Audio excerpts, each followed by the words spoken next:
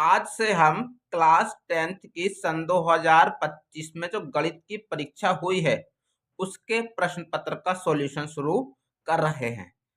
तो dear students, आप देख लीजिए, ये सन 2025 का प्रश्न पत्र है गणित का। इसका कोड है 822 CA। तो डियर स्टूडेंट्स, आज हम आपको इस प्रश्न पत्र में जो खंड बा के जो प्रश्न आए हुए थे उन सभी प्रश्नों को इस वीडियो में सॉल्व करेंगे। तो डियर स्टूडेंट्स, देख लीजिए, पहला जो प्रश्न यहाँ पर आपको दिया गया है खंड बा में, वो दिया गया है सिद्ध कीजिए कि 4 + √2 अपरिमेय संख्या है। तो चलिए डियर स्टूडेंट्स, इस प्रश्न का सॉल्यूशन शुरू करते हैं। तो मैंने आपके लिए इस प्रश्न को पहले से ही लिख कर रखा हुआ है, अब मैं इसका सॉल्यूशन करूंगा। दिया गया है सिद्ध कीजिए कि 4 + का √2 अपरिमेय संख्या है।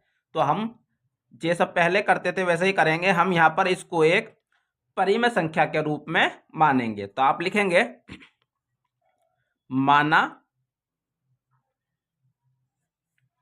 4 + √2 एक परिमेय संख्या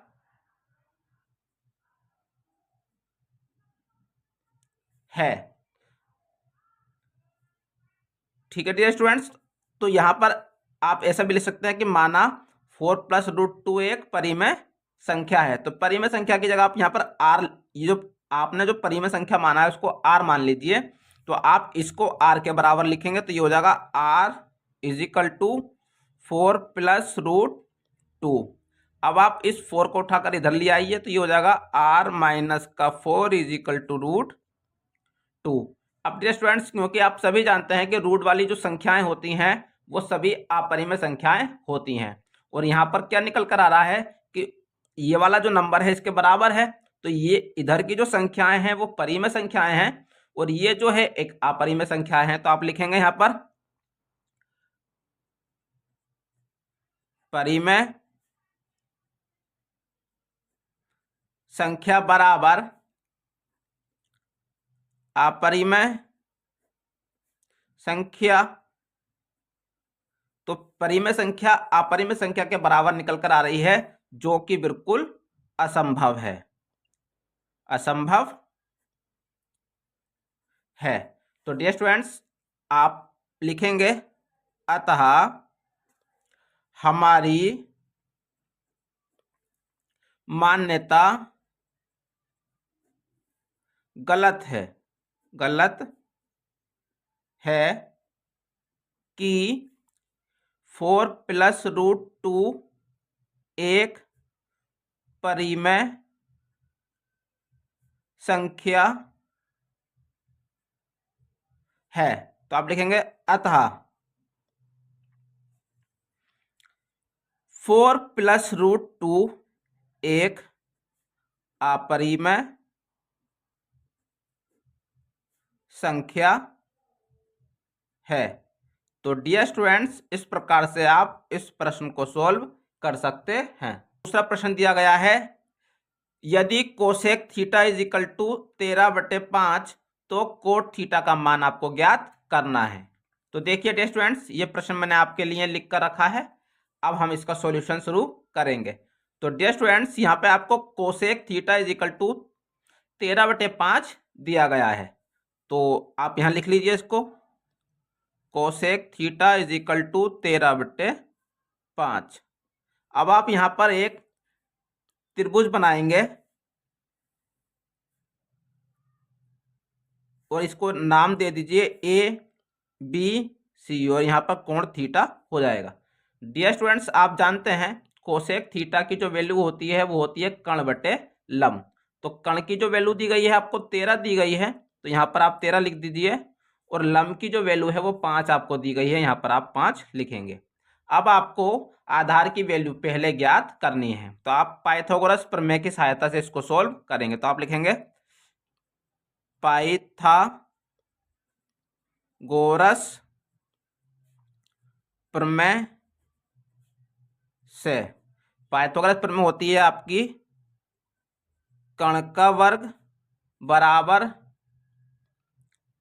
लंब का वर्ग प्लस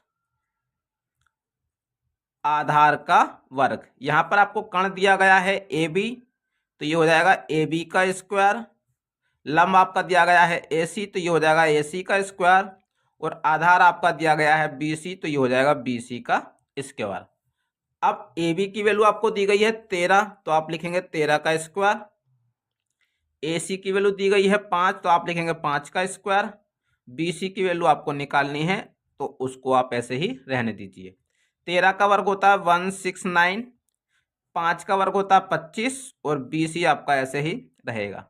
25 को उठाकर आप इधर ले आएंगे तो ये हो जाएगा 169 माइनस का 25 हो जाएगा, इजिकल टू में ये हो जाएगा बी सी का स्क्वायर। यहाँ पर बी सी का स्क्वायर लिखेंगे आप।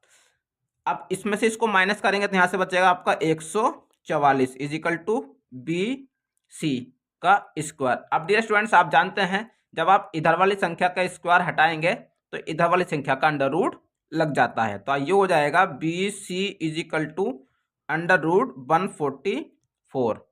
तो जब आप रूट के अंदर इसके जोड़े बनाएंगे तो ये हो जाएगा 12 इंटू 12।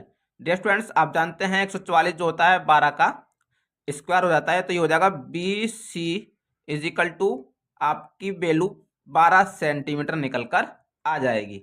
तो डियर स्टूडेंट्स, आधार जो आपका निकल कर आया है वो आपका 12 सेंटीमीटर निकल कर आ गया है। अब आप देखिए यहाँ पर क्वेश्चन में लिखा हुआ है आपको कोट थीटा की वैल्यू ज्ञात करनी है। तो डियर स्टूडेंट्स, अब आप कोट थीटा की वैल्यू निकाल लीजिए, तो ये हो जाएगा cot theta is equal to, cot theta आपका होता है आधार बटे लंब। तो आधार यहाँ पर आपको दिया गया है 12, तो ये हो जाएगा 12, और लंब यहाँ पर आपको दिया गया है 5, तो ये हो जाएगा 12 बटे 5। तो कोट थीटा की वैल्यू यहाँ से आप इस प्रकार से निकाल सकते हैं। तीसरा क्वेश्चन यहाँ पर दिया गया है 14 सेंटीमीटर त्रिज्या वाले एक वृत्त के त्रिज्या खंड का क्षेत्रफल ज्ञात कीजिए जिसका कोण 30 डिग्री है। तो डियर स्टूडेंट्स, चलिए इसको शुरू करते हैं। तो देखिए मैंने आपके लिए प्रश्न लिख कर रखा है। यहाँ पर क्वेश्चन में आपको त्रिज्या दे रखी है 14 सेंटीमीटर, तो आप लिखेंगे दिया है r इजिकल टू 14 सेंटीमीटर, और यहाँ पर जो थीटा की वैल्यू आपको दी गई है वो 30 डिग्री दी गई है। अब डियर स्टूडेंट्स, यहाँ पे आपको त्रिज्या खंड का क्षेत्रफल निकालना है, तो उसका सूत्र आप लिख लीजिए।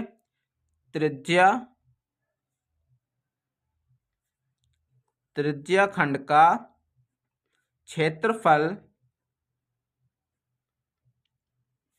बराबर थीटा बटे 360 पाई आर स्क्वायर। ये त्रिज्या खंड के क्षेत्रफल का फॉर्मूला होता है। तो अब आप देखिए थीटा की वैल्यू आपको दी गई है 30 डिग्री, 360 नीचे आपका लिखा है, पाई की वैल्यू होती है 22 बटे 7, और आर यहाँ पर स्क्वायर में है, तो आर की जब वैल्यू आप लिखेंगे तो ये हो जाएगा 14 गुणा 14। अब डियर स्टूडेंट्स, इसको आप कट कर लीजिए। तो देखिए जब आप 30 से इसको कट करेंगे तो ये आपका 12 बार कट जाएगा। इसी प्रकार से आप इस 7 से 14 को काटेंगे तो 7 दूनी 14 कट जाएगा, और इस वाले 2 से आप 2 छिंग 12 इसको कट कर दीजिए, और इस 6 को 2 तिया 6 और 2 एकम 2 2 एकम 2 आप यहाँ से कट कर लीजिए।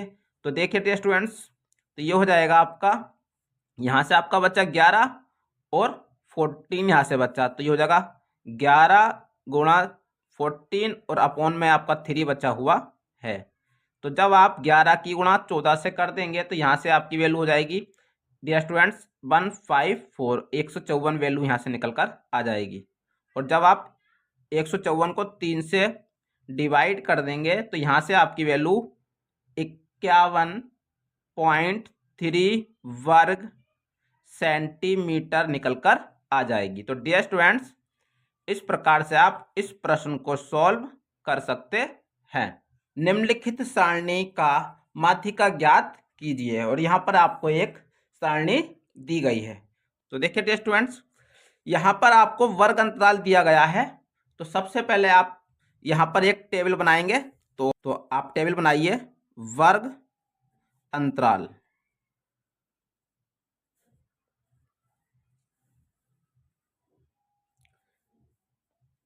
बारंबारता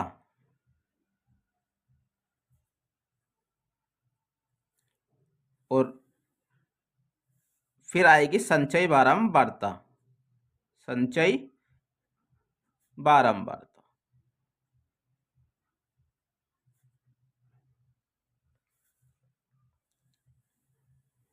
अब डियर स्टूडेंट्स, वर्ग अंतराल यहां पर आपको दिया गया है 0 से 10, 10 से 20, 20 से 30, 30 से 40, 40 से 50 और 50 से 60। ये आपको वर्ग अंतराल दिया गया है। अब देखिए बारंबारता दी गई है आपको 5, 8, 20, 15, 7, 5। 5 तो आपका ऐसे ही आ जाएगा, फिर आप 5 में 8 को प्लस कर देंगे तो यहाँ पर आपका 13 हो जाएगा। 13 में 20 को प्लस कर देंगे तो ये आपका 33 हो जाएगा। 33 में आप 15 को प्लस कर देंगे तो ये आपका 48 हो जाएगा। 48 में आप 7 को प्लस कर देंगे तो 55 हो जाएगा। और 55 में जब आप 5 को प्लस कर देंगे तो यहाँ से आपका 60 हो जाएगा। तो डियर स्टूडेंट्स, इस प्रकार से आपने ये एक टेबल बनाई है। सही बारंबारता का जो अंतिम नंबर आया है वो आपका 60 निकल कर आया है।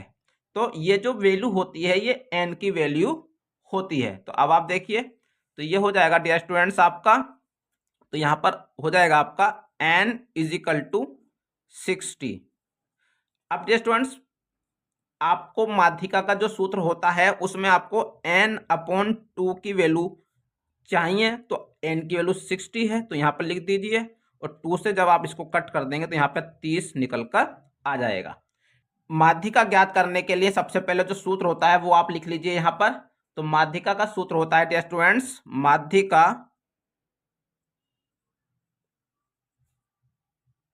बराबर होता है L + n/2 - CF/F, और इनटू में यहाँ पर आपका H होता है।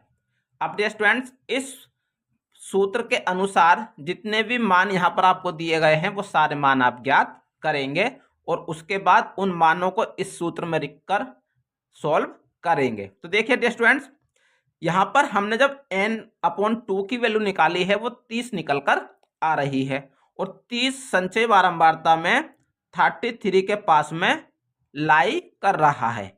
तो डियर स्टूडेंट्स, क्योंकि ये 33 के पास में लाई कर रहा है तो इसका माध्य वर्ग जो होगा वो 20 से 30 होगा। तो यहाँ पर आप लिखिए, यह है प्रेक्षण अंतराल 20 से 30 में आता है। तो L की जो वैल्यू हो जाएगी डियर स्टूडेंट्स वो आपकी 20 यहां पर हो जाएगी। जो निम्न सीमा आपकी होती है, वर्ग अंतराल की जो निम्न सीमा आपकी होती है वो L की वैल्यू कहलाती है। तो यहां पर L की जो वैल्यू है वो आपकी 20 निकल कर आ जाएगी। अब क्योंकि यहां पर माध्य वर्ग जो आपको है वो 20 से 30 है, ठीक है डियर स्टूडेंट्स। तो आप सभी यहां पर जो वर्ग अंतराल दिए गए हैं वो देख लीजिए, सबके बीच में जो गैप दिया गया है वो 10-10 का गैप दिया गया है। तो यहां से आप हाथों हाथ एच की वैल्यू फाइंड कर लीजिए। एच की वैल्यू आपकी हो जाएगी 10, क्योंकि सभी अंतरालों में 10-10 का ही गैप है। अब देखिए डियर स्टूडेंट्स, n/2 की वैल्यू आ चुकी है, l की वैल्यू आ चुकी है, और h की भी वैल्यू हम निकाल चुके हैं। अब आप देखिए यहां पर आपको CF की वैल्यू ज्ञात करनी है। तो CF की वैल्यू ज्ञात करने के लिए डियर स्टूडेंट्स आप क्या करेंगे, जो आपका माध्य वर्ग होता है उसकी जो संचयी बारंबारता होती है उससे पहले वाला जो नंबर होता है वो आपकी CF की वैल्यू होती है। तो यहां पर डियर स्टूडेंट्स CF की जो वैल्यू हो जाएगी वो आपकी 13 हो जाएगी। तो यहां पर आप नोट कर लीजिए CF = 13।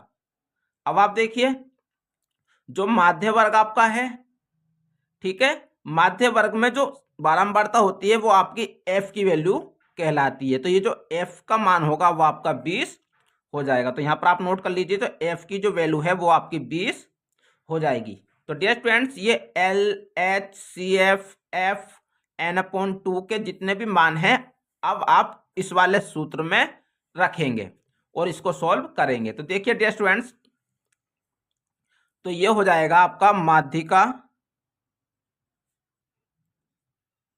बराबर L का जो मान है वो है 20, ये हो जाएगा 20 प्लस N/2 की वैल्यू आपने 30 निकाली है, तो ये हो जाएगा 30 माइनस CF की वैल्यू आपने 13 निकाली है, और अपॉन में आपका F की जो वैल्यू है आपकी वो आपने 20 निकाली है, और गुणा में आप H की वैल्यू लिखेंगे, H की वैल्यू आपको 10 दी गई है। आप इस 10 से 10 दूनी 20 इसको कट कर दीजिए, तो ये हो जाएगा 20 प्लस, जब आप 30 में से 13 को माइनस कर देंगे तो यहाँ से आपका 17 बचेगा, और बटे में ये 2 है, तो ये हो जाएगा 20 प्लस, जब आप 2 से 17 को भाग कर देंगे तो यहाँ पे आपका 8.5 निकल कर आ जाएगा। अब आप इन दोनों को प्लस कर दीजिए, तो जब आप 20 में 8.5 को प्लस कर देंगे तो ये हो जाएगा 28.5। तो डियर स्टूडेंट्स, इस प्रकार से आप इस प्रश्न को सॉल्व कर सकते हैं। क्वेश्चन नंबर 5 देखिए, आप लिखा हुआ है बिंदु -5,7 और -1,3 के मध्य की दूरी ज्ञात करनी है। तो देखिए डियर स्टूडेंट्स, मैंने क्वेश्चन लिख लिया है, बिंदु -5,7 और -1,3 के मध्य की दूरी ज्ञात कीजिए। बिंदु आपको दिए गए हैं, उनके मान आप नोट कर लीजिए। तो बिंदु आपको दिए गए हैं -1,7 और -1,3। तो देखिए ये x1 y1, तो आप लिखो x1 -5 और y1 7। इसी प्रकार से x2 की वैल्यू -1 और y2 की वैल्यू 3। तो डियर स्टूडेंट्स, बीच की दूरी का जो सूत्र होता है वो होता है बीच की दूरी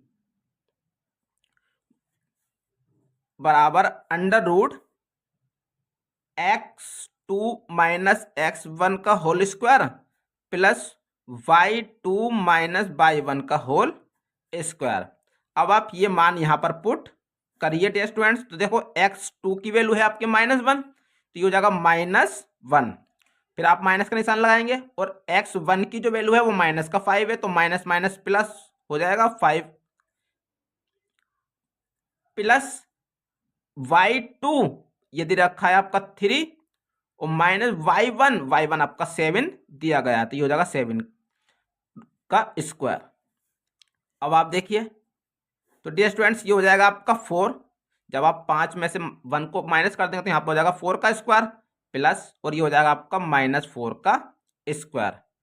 तो 4 का स्क्वायर आप जानते हैं डियर स्टूडेंट्स 16 प्लस ये 16 हो जाएगा। जब आप इन दोनों को प्लस कर देंगे तो ये हो जाएगा 32, और 32 के अंदर पेयर आप बनाएंगे तो ये हो जाएगा 4 × 4 × 2, 4 × 16, 16 दूनी 32। तो अब आप क्या करेंगे, 4 का पेयर बन रहा है यहाँ पे, 4 को बाहर निकाल लीजिए, और √2 का ऐसे ही रह जाएगा, क्योंकि 2 का पेयर नहीं बन रहा है, तो ये 2 जो है रूट में ही रह जाएगा, तो ये हो जाएगा 4√2। तो डियर स्टूडेंट्स 4√2 इकाई। तो इस प्रकार से डियर स्टूडेंट्स आप इस प्रश्न को सॉल्व कर सकते हैं। नेक्स्ट क्वेश्चन देखिए डियर स्टूडेंट्स, दिया गया है आपका बिंदु 2, y और 10, 3 के बीच की दूरी 10 मात्रक है, y का मान आपको ज्ञात करना है। तो डियर स्टूडेंट्स, सबसे पहले जो बिंदु आपको दिए गए हैं उनके मान आप नोट करेंगे। तो देखिए बिंदु हैं आपके 2, y और 10, 3, तो ये x1 y1, तो x1 की वैल्यू है 2 और y1 की वैल्यू है आपकी y। इसी प्रकार यहाँ पर x2 और y2, तो x2 की वैल्यू 10 है और y2 की वैल्यू 3 है, और जो बीच की दूरी दी गई है आपको वो आपको 10 मात्रक दी गई है। बीच की दूरी का जो सूत्र होता है वो होता है बीच की दूरी बराबर √x2 माइनस x1 का whole square plus y2 minus y1 का होल स्क्वायर। तो देखिए स्टूडेंट्स, बीच की जो दूरी है वो आपको 10 मात्रक दी गई है, तो यहां पर तो आपका 10 हो जाएगा बराबर √x2 की वैल्यू आपको दी गई है 10 माइनस x1 की वैल्यू दी गई है 2 का होल स्क्वायर प्लस y2 की वैल्यू है 3 माइनस y1 की वैल्यू है y का होल स्क्वायर। डियर स्टूडेंट्स, अब आप देखिए इधर का जब आप अंडर रूट हटाएंगे तो इधर वाली संख्या का स्क्वायर हो जाएगा, तो ये हो जाएगा 10 का स्क्वायर इजिकल टू, जब आपने 10 में से 2 घटाएंगे तो यहाँ पे हो जाएगा 8 का स्क्वायर प्लस ये हो जाएगा 3 माइनस वाई का होल स्क्वायर। अब आप देखिए 10 का स्क्वायर हो जाएगा 100 इजिकल टू 8 का हो जाएगा 64 प्लस इसका आप फॉर्मूला खोलेंगे तो ये हो जाएगा फर्स्ट फंक्शन का स्क्वायर, तो यहाँ पे 3 है तो 3 का स्क्वायर हो जाएगा 9 प्लस सेकेंड फंक्शन का स्क्वायर और इन दोनों की मल्टीप्लाई का दुगना, तो ये हो जाएगा 2 तिया 6 बाई। पहले आप थोड़ा सोल्व कर लीजिए इसको, तो ये हो जाएगा 100 इजिकल टू, जब आप 64 में 9 को प्लस कर देंगे तो ये हो जाएगा 73 प्लस वाई की पावर 2 माइनस का 6 वाई। अब आप इस 100 को उठाकर इधर ले जाएंगे तो ये हो जाएगा वाई की पावर 2 माइनस का 6 वाई प्लस का 73 और माइनस का ये 100 आपका हो जाएगा बराबर 0। तो ये हो जाएगा वाई की पावर 2 माइनस का 6 वाई, और जब आप 100 में से 73 को माइनस कर देंगे तो यहाँ से आपकी वैल्यू 27 निकल कर आ जाएगी बराबर 0। डियर स्टूडेंट्स, अब आपको इस द्विघात समीकरण को सॉल्व करना है, तो जब आप इस द्विघात समीकरण को सॉल्व करेंगे तो यहाँ से आपके y के मान निकल कर आ जाएंगे। तो देखिए, तो ये हो जाएगा y की पावर 2 माइनस मल्टीप्लाई करने पर 27 आना चाहिए और घटाने पर आपका 6 आना चाहिए, तो ये हो जाएगा 9 तिया 27 y माइनस का 27 इज इक्वल टू 0, तो ये हो जाएगा y की पावर 2 माइनस ये हो जाएगा 9y minus minus plus 3y minus का 27 इज इक्वल टू 0। तो यहाँ से आप y कॉमन ले लीजिए तो ये हो जाएगा y माइनस का 9 यहाँ से बचेगा, और यहाँ से आप 3 कॉमन ले लीजिए तो ये हो जाएगा y माइनस का 9 यहाँ से बचेगा बराबर 0। तो ये हो जाएगा y माइनस का 9 तो ये रहा आपका, और ये हो जाएगा y प्लस का 3 y और प्लस 3 बराबर में 0। तो ये हो जाएगा y minus 9 is equal to 0, तो y की वैल्यू माइनस का y जाकर प्लस हो जाएगा, तो y की जो वैल्यू है हो जाएगी पहली वैल्यू आपकी 9 निकल कर आ जाएगी। इसी प्रकार अब आप y प्लस 3 को 0 के बराबर लिखेंगे तो ये हो जाएगा y plus 3 is equal to 0, तो ये हो जाएगा y is equal to plus 3 दे जाके आपका माइनस का 3 हो जाएगा। तो डियर स्टूडेंट्स, इस प्रकार से यहाँ से y की 2 वैल्यू निकल कर आ जाएंगी। तो इस प्रकार से आप इस प्रश्न को सॉल्व कर सकते हैं। तो